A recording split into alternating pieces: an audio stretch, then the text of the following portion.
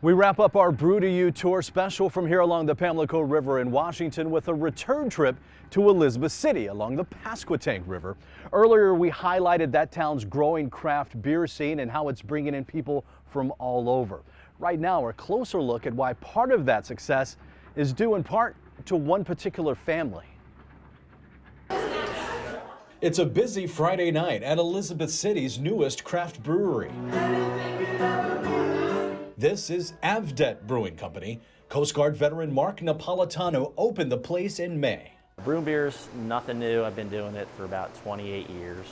Just a few miles away, you'll find two more breweries downtown.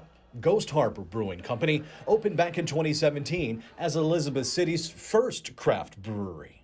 It really is a community of brewers. We're all friends. That's Ghost Harbor brewer Brandon Napolitano. And if the name sounds familiar, yes, he's the son of Avdet Brewing's Mark Napolitano. I gave him his start, in the garage, brewing beer. And, he learned a lot from me. Obviously, my father, he was a home brewer for a long time, so I would participate in that with him growing up. And then when I turned 21, I started doing the homebrew thing on my days off. And I really caught the bug. Couldn't stop thinking about it, couldn't stop brewing at home. Now they're doing it professionally in the same town, but at different breweries. And I don't feel like there's any competition. I really don't. And Brandon agrees. He says the diversity of all three Elizabeth City breweries now makes the town a destination.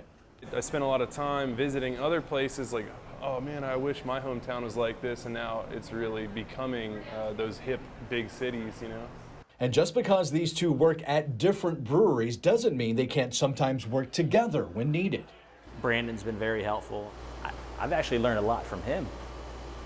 Since he's doing it on a larger scale, and any question that I have, he's able to answer it for me. He'll call me up in a panic some days, like, dude, I really need your help. I need your opinion on this. And I'll run over there and help him out. And there's a mutual respect as brewers, not just as father and son. But don't expect Brandon to follow his father's footsteps into owning his own brewery anytime soon.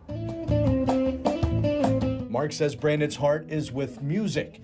You can catch his band Post American Gothic all across Elizabeth City, and yes, even at his father's brewery. So that seems to be his passion right now. I think brewing beer right now is just his day job. Okay. Pretty good day job to have, for sure. Oh, you can't beat it. Yeah.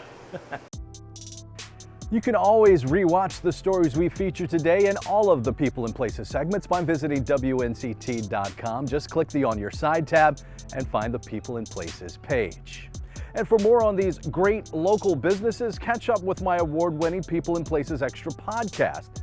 Listen to extended interviews with many of the folks who poured their heart and soul into these breweries. That's on the WNCT Podcast Network or wherever you get your podcasts.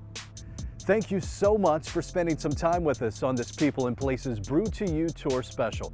And if you can, give some of these great locally owned businesses a try, or maybe try out a brewery in your community. For WNCT 9 on your side, I'm Ken Watlington. Have a great day.